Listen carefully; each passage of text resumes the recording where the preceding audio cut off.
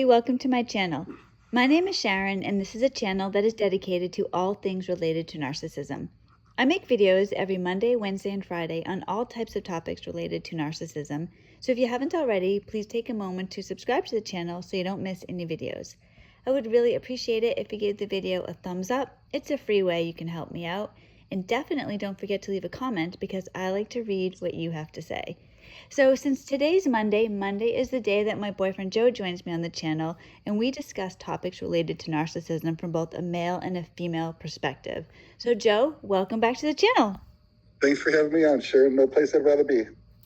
So today we're going to discuss a common problem victims of narcissistic abuse experience, PTSD and CPTSD, so post-traumatic stress disorder and complex post-traumatic stress disorder.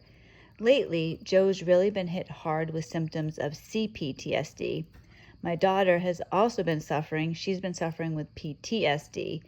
So Joe, why don't you begin and tell us a little bit about what's been going on with you, and then we'll kind of take it from there and explain the difference between PTSD and CPTSD and what maybe can be done. Yeah, thanks, Sharon, and thanks for letting me talk about this too. Usually there's a saying, a problem shared is a problem cut in half, so I appreciate it. And I do respect all the listeners, and the comments that they give me so far have helped me tremendously. So you guys, for the last year and a half or so, since my ex has been out of the house, I have both my sons. We have a couple cats, a dog, and I got my mother-in-law living with us. And I've had like CPTSD from when I was younger. A lot of panic attacks, but not often. Every once in a blue moon. But this last year and a half has been quite a struggle for me. I was talking to Sharon, like there would be nights where I'd actually call her up in the middle of the night, like where I was sleeping, and it usually happens at nighttime, where I would be sleeping, and then in the middle of the night, I couldn't breathe. Like I couldn't breathe in, and I couldn't breathe out, and I'd sit up right away. Then I get like on my hands and knees, on the bed, on my hands and knees, and like self-soothe and self-talk to get my heartbeat down to try to relax, because my throat, my esophagus would like constrict, and I knew that I needed air, and it's a really, really scary place to be. What I do is I paint a mental image. I used to love being by water, like by a river where you hear the flowing water going across the rocks and birds chirping in the background. So literally I would have to go there in my mind to kind of get my heartbeat down. And then it was scary too, Sharon, because my heart wasn't beating right. Like there's a rhythm that your heart's in. It was like arrhythmic. It was beating off and was scared the crap out of me. So if I panicked anymore, I knew I was going to die. That's how I felt, like I couldn't breathe. So eventually, thank God, I'd be praying to myself, my throat would kind of get less tense and I could get that first gasp of air. And usually for the last year and a half, it would happen like once a week, once every 10 days or so.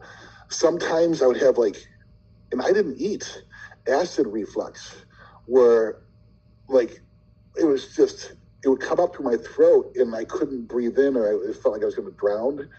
And the same kind of concept, like I would have to like literally self-talk to myself and pray. There's been times where I've woken up and I felt like it's embarrassing to talk about sometimes, but maybe it's good that I do, Sharon, because this might be part of the therapeutic value I get from it, but maybe help somebody else out too. But I felt like for the last year and a half that I was like under some kind of a attack, like a spiritual attack. And I know that sounds crazy, you guys. I'm not some freak or anything like that goes to church 3 times a week and all this stuff, but I would feel the presence of something outside of my room. It wasn't in my room, and it wasn't allowed to come in my room, but I could see the shadows standing like right out the doorway, just waiting for me. And I would wake up and I would call on Jesus and I would ask Dad to protect me, or my Father, my God, to protect me from these things. But there was always a sense of doom for the last year and a half. Like what else is going to happen? And you know my story, Sharon. Being a single father, and my car was stolen from me. She took it. She had a car, but she took it. I had no way to go to the grocery store, to doctors, $30,000 missing out of my account. It's just one thing after another, where the pressure of work, paying the mortgage, like maintaining everything was just too much. I wanted to die. It was a horrible feeling. I just want to say, first off, I think that it's incredibly brave that you're talking about this. I really do, because I don't think you have anything to be embarrassed about. And when it comes to things related to, like demonic or things like that you're alluding to, this is my take on it. And, people can have their opinion on it. Prior to the last couple of years, I would not have believed that this was true. Like if somebody talked about the devil or demon or something like that, it was like Halloween or some fairy tale or, a horror story. It wasn't real. I've come to realize truly, and see, Joe and I can speak very openly about this because we have the same opinion, but I always feel like if I'm talking to somebody else, I almost have to kind of, like, make sure I say ahead of time, like, preface it with, a little so something around it so that I don't sound crazy. But I'm just going to say it how it is. I mean, Joe, it's fantastic that you're willing to come on the channel and talk so openly. So I'm going to do the same thing. I believe in it. I believe in it now. After being around a narcissist, after seeing true evil, after knowing that I was saved by God himself, I could not have left this relationship on my own. That's just the truth. I've mentioned this in several of my videos. Technically I ended the relationship, but that is really truly a technicality. I got out of this relationship because I had to. If God had not personally pulled me out of this relationship, I think I would still have been in it. I saw goodness. Goodness came into my life. And there can't be anything good if you're not comparing it against something else. What I'm comparing it against, the something else, is true evil. I grew up with narcissists. This was all I've known my entire life. This is how I ended up in this relationship in the first place.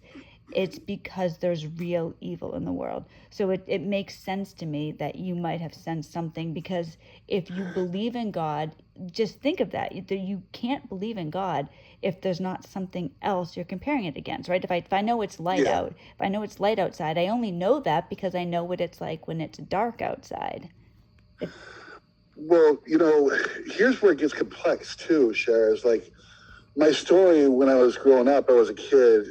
By the time I was 7 years old, it was birth complications where I spent most of the time up until I was 7 years old in the hospital. I had like 13 major operations done, and that caused a lot of issues, like the lack of control.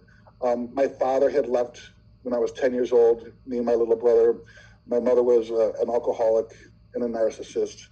The things that she told me weren't so kind. She later had taken her own life, God rest her soul. I became a drug addict and alcoholic myself.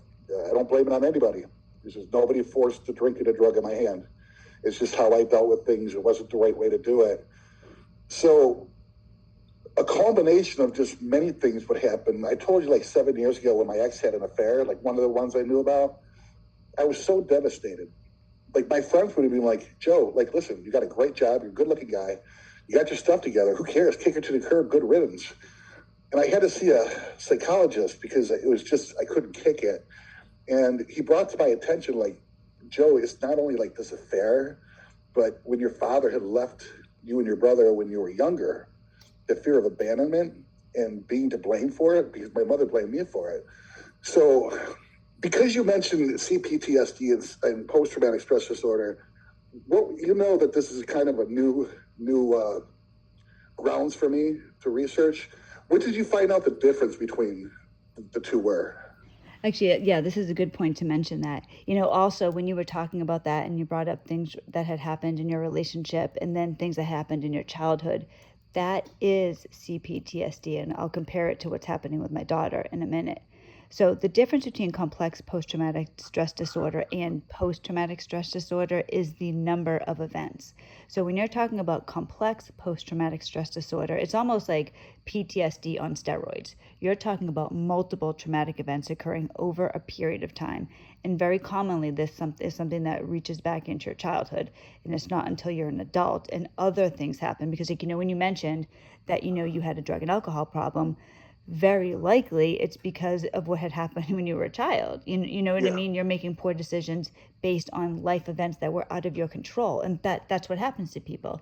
And then you pile on. So you have these issues when you're a child. Then you have drug and alcohol issues. Then you have this horrible marriage, and then she has an affair. And these things pile up. That is the C in the PTSD, the CPTSD. We'll compare that to my daughter, who is suffering from post-traumatic stress disorder. That is a single event. So there could be multiple things connected to the single event, but when you're talking about my daughter, for example, she is suffering from things related to her father.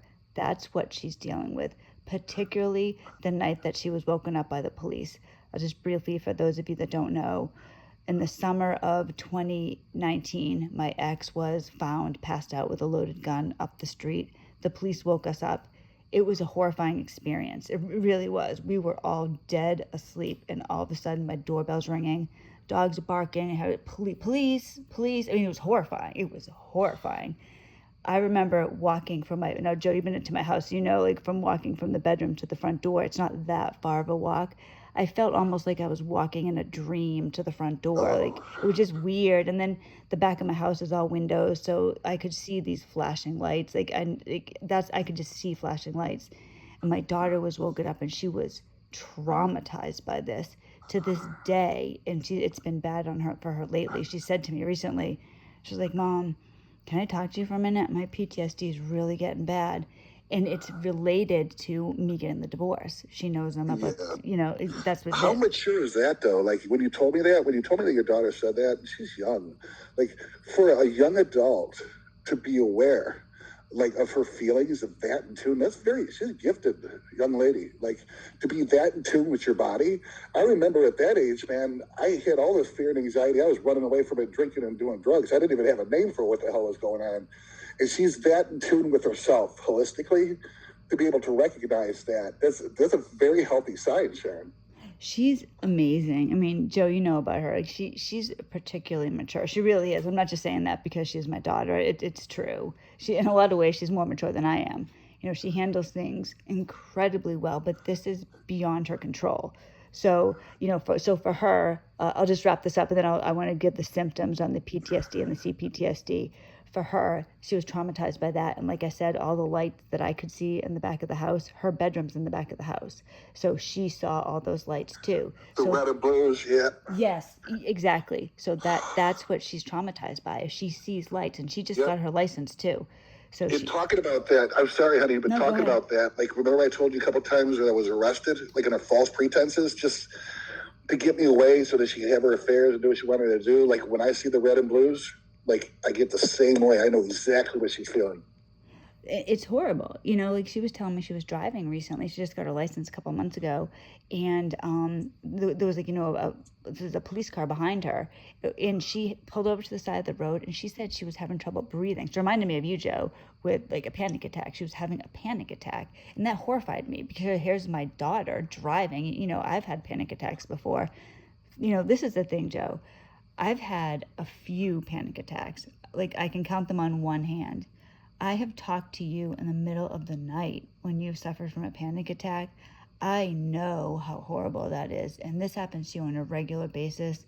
This is no joke, this type of trauma that people experience after the event. I mean, that's what PTSD, CPTSD is, So if you're dealing with, post-traumatic stress disorder is horrible. And you hear that all the time with people in the war. And that's bad enough. I mean, people suffer tremendously. But complex post-traumatic stress disorder, that is another beast in itself. If you have PTSD, I'll just briefly go over some of the symptoms for some of you who might be wondering if you have this. So here is like a single event, and it's a sense of, a sense of threat. So you have hypervigilance, you're afraid. That's what my daughter's experiencing. She's afraid of what her father might do. She's hypervigilant. Both my kids do this, actually. If they see a car that is the type of car he drives, they panic. That's hypervigilance. Avoidance, trying to get away from the situation, purposely trying to avoid any situation that might remind you of it. Both my kids, they do not want anything to do with their father. I think if they saw him, they would both have a panic attack. And then there is also the re-experiencing of the situation. So you might have a nightmare, intrusive thoughts, you try to avoid reminders. My daughter experiences this as well, memory loss. So she's 18. And she hasn't lived with her father for a year and a half. That's not that long. But she's told me that she doesn't really remember him living at the house. That's memory loss. Her brain's protecting her. It's a natural defense mechanism. The problem with that, though, is that without treatment, these memories will come flooding back to you at a time when you're not expecting it. But Joe, if we go into CPTSD, so somebody who's experiencing what you are would experience all of these symptoms that I just talked about. But it's worse than that, because you also would have, no, it doesn't mean that you can have all these symptoms, but related symptoms to PTSD would be interpersonal disturbances. So that would be, avoiding relationships, feeling distant or cut off from others. And I know you've mentioned before that the last thing that you were looking for was a relationship. Now, we can talk about a relationship another time, but that was a surprise to you that this even happened. And so that there is like a symptom too. Like you don't want that. You're not interested in anything like that. You're avoiding that. Also feeling, negative self-concept. So that's a feeling of worthlessness or guilt. Feelings of sensitivity. You might easily have your feelings hurt. Or another thing that might happen is you could have anger. All of a sudden you're just feeling angry for no reason. Because when you're experiencing the event, anger is not, the anger comes later. For whatever reason, like when you were a child, it wouldn't have been possible for you to start, being angry at your mother, yelling at her, or taking control of the situation. You were out of control. Or if your ex, cheated on you, you weren't in control of that. That wasn't your choice. That was taken away from you. So the anger that you're feeling now, later, if you're feeling that, it's related to that. It comes up, now. And also, the last symptom I'll mention is that you're unable, when I say you, I don't mean you particularly, just people who have this, oftentimes are unable to manage their emotions. There could be reckless behavior, flashbacks, that type of thing. So does that make sense to you, Joe? Yeah, it does. And, we both know we're just two travelers on the same road, and a lot of our recovery has been kind of like God just pointing us in the right direction and understanding the problem. But what about the solution? See, that's the one thing that I kind of get worried about. So here's my situation. You know it. I'm a single dad. I got tunnel vision, work, pay the mortgage, walk the dog, do the laundry. The last thing I have, is time to go through my 500-page, health insurance book to see who qualifies where I can go get counseling. And then take an hour or two out of a day, once or twice a week, to pay some guy $100 an hour to tell me what I already know. Does it have anything as far as, can you recover, or, what do they suggest? Okay, so what I learned about that is twofold. One is that about half of people recover just on their own, given enough time. This can take a couple months, it could take up to a couple of years, unfortunately. But the point is, about half of people do recover, and this is doing nothing, just living your life. The other half, it seems to be a combination of therapy and medication. Now, Joe, I do know how you are. I'm the same as you. I do go to doctors. I'm not anti-doctor or anything, but I'm the type of person that really would prefer to do things on my own. A doctor is kind of like the last resort. And I also feel like if you're talking about a therapist, and please understand, I have nothing against therapy. If you are going to therapy, that is fantastic. Oh yeah, if you guys are going, or if you have to take medication or whatever. Yeah. I'm no damn doctor, and I had a lot of family members that took it and they got better. Yes. I'm one of those. Just kind of like you said, Sharon. For me, the time that I have left, in the day, is right now. It's not feasible. So, I don't know. Well, the other thing too is, though, if you think about therapy, and please understand, in no way am I saying anything negative against therapy. My own personal thought on that is, if I am in distress, I need to handle this. I can't wait once a week to talk to somebody for an hour. What about the other 6 days, the other 23 hours in that day? I want to handle this as quickly as I can. So I think it's really a matter of, and I'm making this sound, I think, a little bit simpler than it is. I mean, this is a complex issue, but it's a matter of understanding what's happened, coming to an acceptance, and bravely going forward and trying to, live your life. Like it's like one of the symptoms is avoidance, right? And like for you and I, here we are in this relationship, and that was not, actually neither of us are looking for that, but you especially did not think that this is something that you would ever have.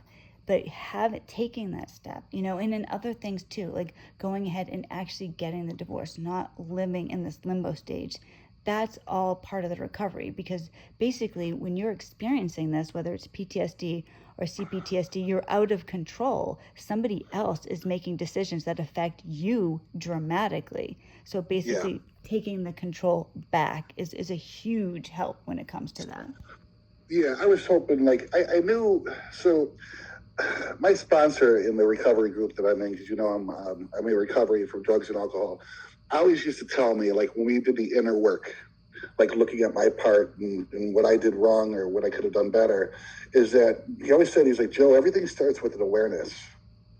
He's like, from that point forward, you bring it into the light and you bring somebody else, like you communicate with another fellow human being and you share. He used to say, you're only as sick as your secrets. And I'm able to share with other people, a problem shared is a problem cut in half. Like, I believe, other than me, like my recovery has been God doing for me what I couldn't do for myself, but I was beyond human aid. But somewhere deep inside of us all, we have the answer. It's just listening to our soul and having the faith to like let it point us, letting our souls lead first instead of our egos. And I was just hoping that, because I told you, there's some days where like, Sharon, when the hell am I going to just snap out of this? For the last 3 months, I've been sleeping anywhere from like 8 to 12 hours a day, just to have enough energy to make it through work. And I'm not like that. I'm the exact opposite. I'm up at 4 o'clock in the morning, going to the gym, doing laundry, making lunches for everybody, everything. Like, it was an action-packed day, and I get very fearful. Here's my biggest fear, I think.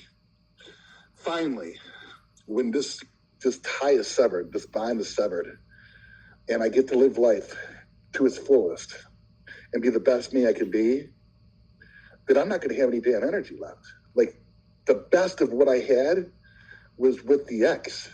And like, I'll never be the same human being again. Like, I won't have the energy or the zest for life. Inside, I want that. I'm waiting for, like, I got my inner coach. He used to wake me up at 4 o'clock in the morning. All right, Joe, get your lazy ass out of bed. We're going to train today. We're going to the gym, and we're going to do this. And I was pushing myself, and I'm like, where the hell did that inner voice go? Like, why am I just snapping out of this? And recently, I just kind of succumbed to the fact that, okay, my body says I need to rest and sleep. Then I'm just going to listen to it. I'm not going to fight it. I'm just going to listen to it. But it's scary. Well, let me ask you a question. If you think of it this way, say I told you that I broke my leg today. All right, so I broke my leg.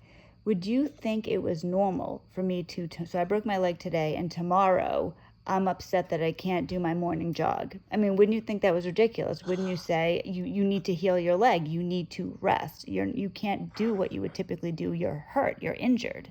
Would you say that? Would you say I should go jogging tomorrow if I broke my leg today? No, I would absolutely not. And I guess I told you how embarrassing it is for me, like, to talk about the struggles that I've been in, because it's just not manly. Like, I leave myself vulnerable to look weak, but I feel okay in this community, this group, because people understand. Maybe it might help somebody else out, that they're not alone.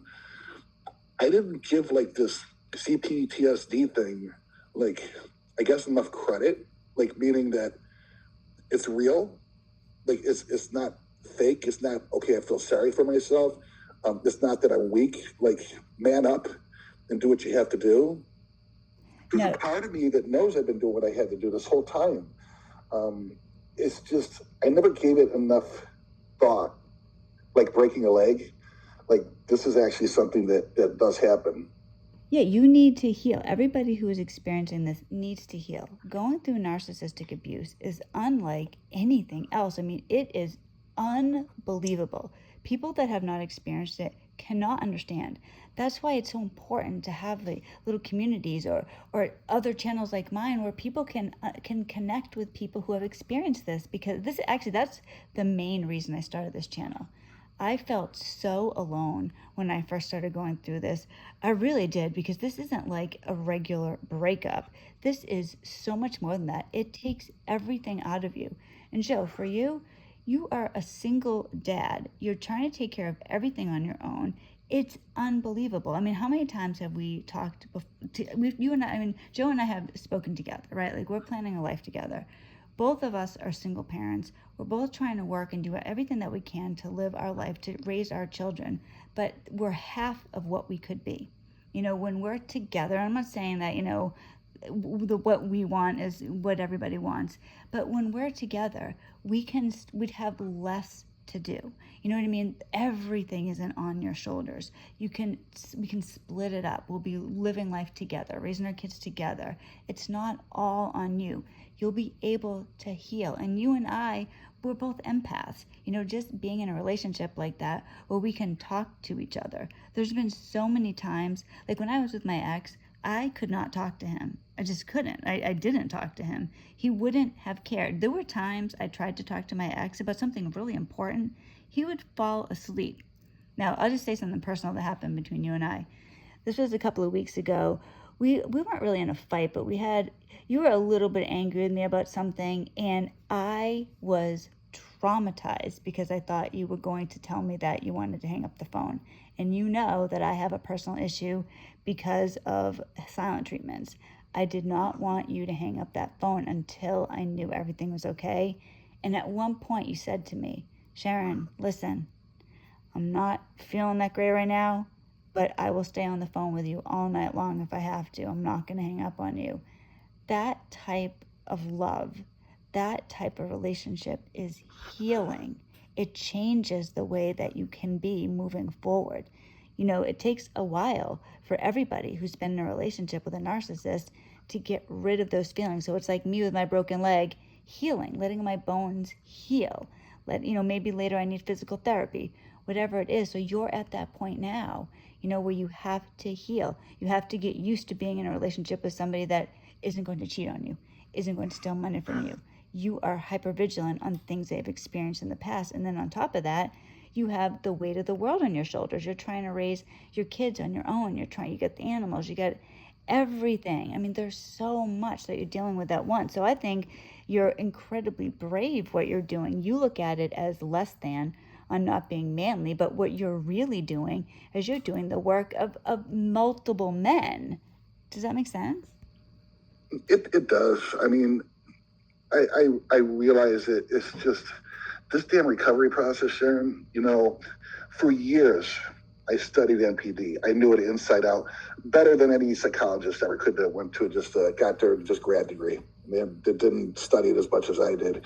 And understanding, okay, so not only are they the problem, I'm the problem. Because I wasn't healthy when I was in this relationship with her. Like, I had childhood wounds and trauma. I was codependent, low self-worth, low self-esteem. If I was healthy, I wouldn't have tolerated her crap for a week. It wouldn't have been there. So I had to look at, okay, holy crap. Not only is she the problem is between my ears. So then I'm doing all this inner work. Okay, so where was I being selfish and dishonest with myself? Where I overlooked red flags. I was delusional. I wanted to change her, and then I realized that the only thing I could change is myself. And not only that, but I needed God's help to do that. So then there I am, and I guess understanding a little bit about CPTSD is a hell of a lot farther than where I was in the beginning, which was the problem. I thought after doing the inner work that, okay, cool, I'm going to snap out of this. And it's like, shit, I'm not. So what does that mean, man? Like, I'm never going to be the same again? Like, I'm going to be weaker? Like, that would suck. But that's as I your said, fear. Like, sharing it with you, like, when you created your channel, you were going through hell. And instead of like getting wrapped up in self-pity and self-condemnation, like any human would, you thought it would be a great idea to help other people out. I commend you for that. That's the last thing I would do. I'd be in this little shell in my own little world. Nobody understands. And I figured, well, maybe this week the topic, we could talk a little bit about me and me coming out, of this dark spot that I was in to get me over the hump. Well, I think so that we could start our lives. I was gonna say too, like I think a lot of times, like your fear of of never getting over this, it's part of the symptoms, because you said to me, oh, I'm never gonna be able to laugh like I did or smile like I did. I have been with you and we've had the greatest times where we're laughing and having a great time. It's in you. It's just you're not experiencing it as often as you want to. Once this is over, like for you, for so many of us, we need it all to be over because the things that you're afraid of are all symptoms. They have this hypervigilance. Your ex she's horrible. I mean, just she is. But So there is some truth to it, though, too, Sharon. I mean, I woke up one night, she stole my car. well, yeah, that's what I'm getting at. Yes, exactly. You have the There hype. is some there is some validity behind those fears. It's just not like completely delusional. It's like, but I know that once the legality of it is over, because she's a drug addict. If she wants to go out, God forbid, she hits a family of four and somebody is dismembered or whatever. Worst case scenario, they're not going to take the only thing I got left is this house because my kids need a home. No, I agree with you. I totally get what you're saying. But I guess my point in saying this, I'm not saying that your thoughts are delusional or that there's absolutely no validity to it. But when you are in the middle of this, when you've gone through so much, at the end, when things are looking so good, you're not back in the day where she was still in the car and everything. But for you, I mean, this is part of the hypervigilance, is because there's so many times you said to me, like I'll say to you, oh my gosh, Joe, you're almost there. This is so exciting. Don't you feel great today? And you'll say, and you'll get really serious. No, I'm not. No, this isn't over, Sharon. This is not over. And that's your hypervigilance. I'm not saying that it's not warranted, but you are unable to relax because you're so traumatized by things that have happened in the past where you don't get to look forward to something because it just slams, reality slams right in front of your face. So for us talking about things we're going to do in the future and everything, it's always, yes, I just got to get through this. I got to get through this. But I know that once you do get through it and then everything is in the past, you'll be able to move forward and you're not going to always be like this. You're just not. It's like, I used to get migraines a lot. I used to get them all the time. And I would typically get a migraine and they would last for 3 days, like every single time. But I always used to think in the middle of a migraine, what if this one doesn't go away? What if this one lasts 5 days, 6 days? And I happened to hear one time that Thomas Jefferson had a migraine for 30 days. So, I You know know. what? It's so bad. When I have these fears, it's just like you. Like I go to the absolute worst case scenario. Like the absolute where it's so funny how our minds work where you're thinking somewhere your brain recorded that, you're thinking probably to yourself, well, Thomas Jefferson had a migraine for 30 days, so I guess it's possible. Oh my Yes, God. exactly. So it's like, but then once the migraine goes away, I'm like, oh, phew.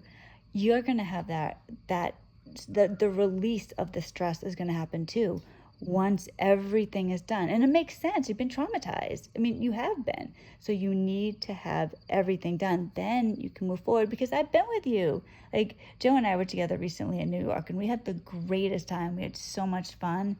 That's inside of you. I think you forget those times when you're dealing with the stress. You forget that these things are happening now too. Yeah, it gives me hope, Sharon. If I didn't have hope, like I look back this last year and a half, all the things that have happened and God carried me through. It's just sometimes I'm like, my God, my soul is going to age by 50 years when I get done with this. And I have a young soul, I like myself. I've learned to love myself. So it's just a little bit while longer. Yeah, it's hope. Hope is the main thing, absolutely. Because without hope, you don't have anything. Hope is, the expectation of something better in the future. And, I'm a very positive person. So I know like sometimes if you're not a very positive person, that can be annoying. But I really, I wasn't always positive. I almost like trained myself to be positive. Like I was telling Joe the other day, this just absurd thing. I don't even know why I did this, but I wanted to like olives, right? I didn't like olives, thought they were gross, but I wanted to like them. Now I love olives. I just like trained myself to like them. So your brain is malleable. You can, and it's like I've mentioned before, I used to have a very thick Boston accent. Like, please tell me that you don't hear a trace of it now. You can train yourself, and it's like this too with anything. So if you're experiencing these symptoms or you're feeling hopeless, take the time. I mean, it's worth it. All of us are going to get through this. Even if you have to just tell yourself, look, for no other reason than I'm just not going to let this person take one more thing from me. Like when it comes to my ex, he took almost 20 years from me. There is no way in hell he's taking one thing more. There is just no way. So I have that drive, for that. So if you can just catch some type of drive or, some determination, some reason, everybody can accomplish everything that they want. Nobody has to be here leveled by the narcissist for the rest of your life. There's just no way. Just give it time. Truly work towards your dreams, what you want in the future, and it can be there. Like Joe, you and I, neither of us expected to have this relationship. Now we have all these wonderful things right in front of us, right on the other side of what we're going through right now. It's amazing. That's how it can be for everybody, and I want that for all of us. Yeah, no one gets left behind here. If it wasn't for your courage and the courage of all the people that started channels and the courage of people to comment, I wouldn't have nothing to believe in. The one thing is that I had to be hopeless with the situation I was in with the narcissist. I had to admit, it was a hopeless state of mind, of body, of everything. And ironically, by admitting that this relationship or transactionship was hopeless, that I sought hope in a solution. And it was by people that cared enough, to reach out to let other people know, hey, I might sound nuts. I don't know if anybody can hear me out here, but this is what I went through. And then look at everything that's happened from there. All the thousands and hundreds of thousands of survivors and thrivers. So yeah, that's why I like contributing once a week, Sharon, to the channel, because there's a saying, you got to give it away to keep it, and I just want to give back in my own little way. So thank you for letting me bring this up today. I know you had a different topic in mind, but thank you. I'm sure this will help. If anybody has any comments or experience, please let me know what you guys did or what you're going through. I'm definitely open-minded and teachable. Yeah, I'd like this channel to be a little community where people can learn and share with each other. It's no judgment.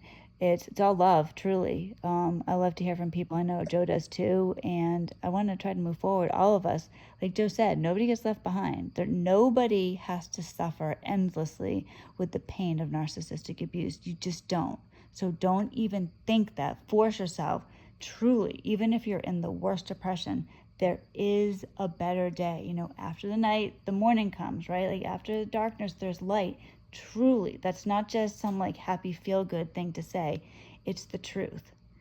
So Joe, the video's getting kind of long, so let me ask you a question because I know the answer ahead of time. But so what do you want to do the video on next week, honey? Oh gosh, this is gonna be controversial, and I know you said, Joe, we're gonna get backlash for this. So you guys, part of my recovery from the abuse from narcissists was I had to stop focusing the attention on the narcissist. I had to look at myself. I had to ask myself some tough questions, like we all do, if we want to recover. What role did I play in this? Not the abuse I deserve to get abused, but did I ignore red flags? Did I choose to stay in an abusive relationship? Why? What was wrong with me? What needed to be changed in me?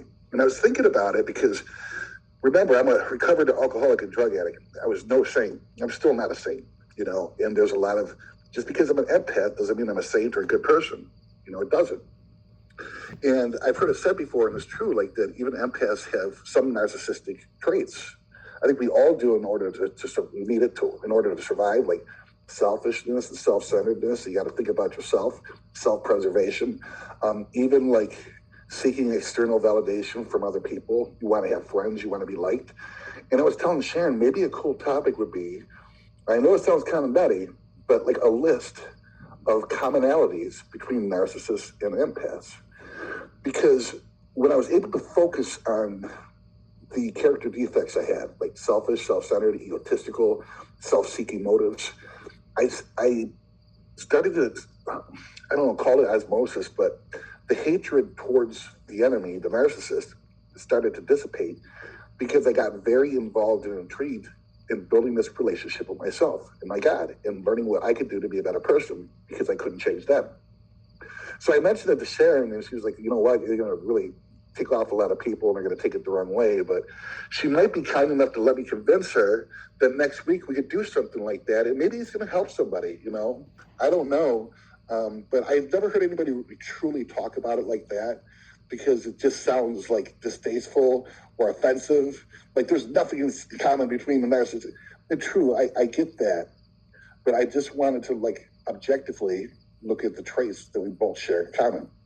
Well, so that's what I thought. I don't 100% disagree with you, but I'll just say Joe and I are incredibly similar. We are like which it's actually kind of weird how similar we are. That's actually the main thing that brought us together initially. However, in this case, we do have our disagreement on this. So this might be like a Team Sharon or Team Joe type of situation. So next week we're going to do that, all right? We're going to do Joe's idea for the video, and that should be fun. And hopefully we'll learn a lot, and I guess that'll be great. So I know this is a super long video. Thank you, Joe and I. This happens, you know, this is actually short for a conversation between Joe and I.